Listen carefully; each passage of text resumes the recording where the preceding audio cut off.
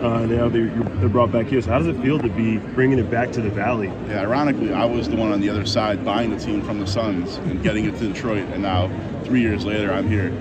It's really, really important. I mean, the G League is a staple of many NBA franchises. I mean, you guys all know you're locked in. You got to develop talent. The way you develop talent is having them play, guard pick and rolls, put in pick and rolls. Like, if you're not playing, it's hard to get better. So for us on the basketball side, whether it's draft picks, two-way players, undrafted players, having something close here that we can look and see and develop is really, really important.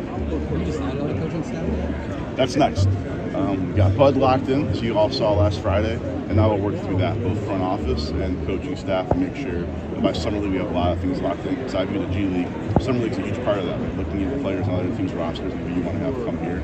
The expansion draft is not far away as well. When you look at practice time, will that be kind of at the facility, or is that still to be decided? We have an announcement coming on that soon, but they'll have my goal for them, and it's not a goal, it's happening, is one of the best arenas, which we're standing here right now, and they'll have the best practice situation in the G League as well. And I think it's a way to recruit players, right? Whether it's two-way players, guys who have decided on multiple teams. If you can tell them you're going to be able, Coach Bud's going to see you, James is going to see you, I'm going to see you, Devin and Kevin are going to be able to see you, and you're living in a great place, they're going to pick to want to be here.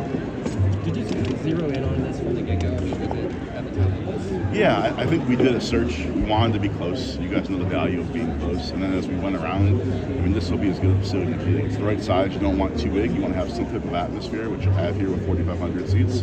But the proximity and the partnership with OVG made it seamless and easy, and Arizona State's been great too. Obviously, branding and Yeah. what was it about going with Valley Sun? Yeah, well, we live in the Valley, the Sun. I mean, the Sun's name is so, but people love the Suns. I think the Valley, with all that's happened in the past, had a lot to it, and we let the community submit names. And the Valley Suns was the most prominent name submitted. We liked it. We started messing with the graphics. I think it turned out really well. So all that stuff was intentional. You see all the team members here today. When you build something of your own that has nothing to it, the Suns and Mercury have an amazing past. This is everyone you see here building it. We didn't have a place to play, didn't have a name, didn't have a logo. So for us to truly build it on our own, it was really, really well. Want to answer any questions?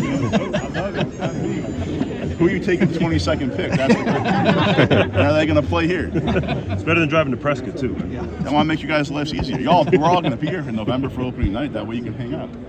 Was proximity just the really important thing here when you were looking for somewhere to play? In Detroit, it was a really important thing to us. And we study it. If you look at the utilization rate of teams, when they're outside of 2 hours, they don't use it because it's just hard. It's 2 hours each way. It's looked like a chore for the players to get there. A lot of times not direct flights or long travel.